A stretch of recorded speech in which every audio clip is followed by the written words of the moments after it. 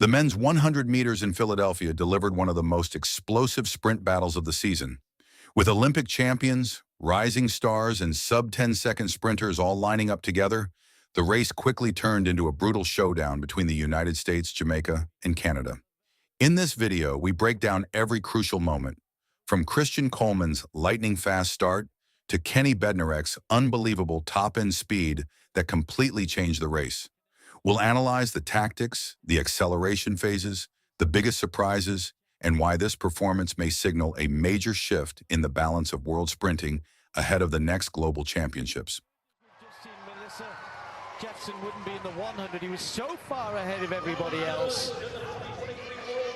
Can Hughes hang on to him? It's been a while. The last time Zarnell ran under 10 seconds was when he was third to win the bronze medal at the World Championships in Budapest in 23.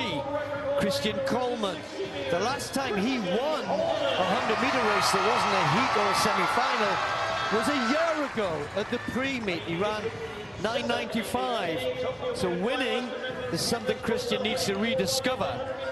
Lane 7 is empty. Then we've got Aaron Brown of Canada, was third in the 200 meters. Was at the World Relays with Andre de Grasse, the lead-off man for the Canadian 4x1 squad. Kenny has got used to winning. He's got used to, well, he's got a bigger bag to take the money home now, I think. He does, but even though there was the heights of yesterday, he's actually in a peculiar position. He can really lose this thing. Zarnell won by 1,000 in that 200 yesterday to get him into second place. If he beats Kenny in his 100, which is possible, he has a better PR. Yep, he World does. Championship bronze medalist. Drama. It would be. Kenny's in 4, Coleman in 6. Gets out smartly, Kenny, but Coleman's the quickest. He's got a half a meter, but here comes Kenny. He's already gone into the front and away he's gone. Again, Kenny Bednarek is a boss. 9:87. Gosh. Wow! It's quick here in Philadelphia. It might be chilly. It's freezing. But they are hot on the track. Very hot. 9:86. A new personal best. Wind legal. Nobody can take that away from him. It took a minute for it. They are moving. It took a minute for them to warm up, but man, they closed this out with a bang. Melissa Jefferson Wood, 10.74, followed by Bernard. Look at him. Still got all the energy in the world with a 9:86. Kenny ready, man. We can't be sleeping on Kenny in the 100. Like, no. Man. They keep mentioning that it's cold out there too. That's a new PB. His previous best was a 9:87. So he just went 9:86 in a dominant finish on a what seems to be a cool day. Dang. Man, what a way to end. LA's gonna be fun. LA is gonna be a trip, man. Well, who's gonna win the? I mean, obviously Benark's gonna win. Who's gonna get in the top 3? That's the question. Kenny, what is Kenny on? Yeah, I don't know. He's on something. He's on crush mode. The men's 100 meters in Philadelphia delivered exactly what sprint fans had hoped for: speed, drama, and a statement performance from the United States against 2 sprinting giants, Jamaica and Canada. In a field packed with Olympic medalists, sub-10-second runners, and rising stars hungry for global recognition, the race quickly evolved into much more than a simple sprint final. It became a direct battle for sprint supremacy, and by the end of the night, the Americans had completely taken control. From the moment the athletes stepped onto the track, the tension inside the stadium was obvious. Every lane contained dangerous speed. Nigeria's Udodi Onwuzurike entered the race with growing confidence after already competing in the 200 meters earlier in the meet. The young Nigerian has built a reputation as one of the most technically gifted sprinters of the new generation, combining smooth mechanics with excellent acceleration phases. Alongside him stood Jamaica's Levell, another athlete determined to prove that Jamaica's sprint future remained secure even after the gradual transition away from the Bolt era. But despite the international talent surrounding them, the spotlight naturally shifted toward the American duo of Christian Coleman and Kenny Bednarek. Coleman arrived carrying the reputation of one of the fastest starters in sprint history. His ability to explode from the blocks remains unmatched when perfectly executed. Every major championship has shown that if Coleman gains even a slight advantage during the first 30 meters, the rest of the field immediately enters survival mode. Kenny Bednarek, however, entered the race with a completely different kind of momentum. Traditionally viewed as a dominant 200-meter specialist, Bednarek has spent the last seasons transforming himself into a true threat over the shorter distance. His performances in the 100 meters have become increasingly dangerous because of one critical factor. His top-end speed now arrives much earlier in races than before. Instead of relying solely on late acceleration, he now attacks aggressively from the opening meters while maintaining the smooth stride pattern that makes him so difficult to chase. Canada's Andre de Grasse brought another fascinating storyline into the race. At 30 years old, de Grasse remains one of the sport's most respected competitors. His championship experience is unmatched among many of the younger sprinters in the field.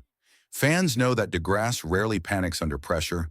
Even when his starts are not perfect, his composure and relaxation often allow him to close dramatically during the final meters. After his strong 200-meter performance earlier in the competition, many believed he could challenge for victory once again. When the gun fired, the race exploded instantly. Christian Coleman produced exactly the kind of start everyone expected. His reaction time was exceptional, and within seconds he had already established a visible advantage. The first phase of the race belonged entirely to him. Jamaica's Levell also reacted well, attempting to stay connected during the drive phase, while de Grasse focused on remaining relaxed through the middle of the track. But the most important movement came from Kenny Bednarek.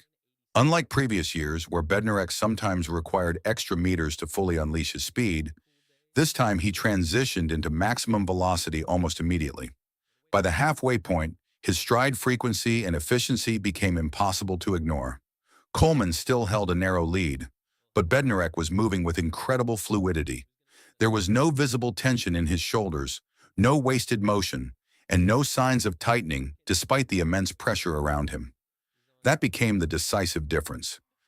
Over the final 30 meters, Bednarek's superior speed endurance completely changed the race. While others began fighting to maintain form, the American surged forward with controlled aggression. His mechanics remained stable, his knee lifts stayed powerful, and his cadence never collapsed. One by one, the challengers lost contact. For Jamaica, the race exposed an increasingly concerning issue within the men's sprint program. The country continues to produce talented athletes, but consistency at the highest level has become more difficult to maintain. Levell showed flashes of brilliance, particularly during the early acceleration phase, yet the final meters demonstrated the gap that still exists between emerging Jamaican sprinters and the absolute elite of the event right now. Canada faced a different reality. Andre de Grasse still possesses world-class talent and remarkable competitive instincts, but modern sprinting has evolved into an incredibly brutal event where even minor declines in explosiveness become immediately visible. De Grasse remained competitive, but against younger athletes producing relentless acceleration in near-perfect transitions, maintaining dominance becomes increasingly difficult. The race also highlighted something important about American sprinting depth. For years, the United States has consistently developed multiple world-class sprinters simultaneously, and Philadelphia reinforced that reality once again. Coleman brought the explosive start. Bednarek delivered overwhelming closing speed. Together, they controlled the race psychologically and physically from beginning to end. What makes Bednarek especially dangerous moving forward is that he no longer looks like a sprinter experimenting in the 100 meters. He now looks completely natural in the event. His start mechanics have improved dramatically, his transition phase is cleaner, and his confidence continues to grow with every elite performance. That combination should concern every major sprint nation ahead of upcoming global championships. The most frightening aspect for his rivals may be that Bednarek still appears to be improving. Many sprinters reach their peak after specializing in one event for years, but Bednarek's evolution suggests he may still have untapped potential over the shortest distance. If his acceleration continues progressing at this rate, the balance of power in global sprinting could shift even further toward the United States. Philadelphia was not simply another 100-meter race. It was a warning shot to the rest of the sprint world. Jamaica brought talent, Canada brought experience. But when the pressure reached its highest point, the Americans responded with overwhelming speed and total control.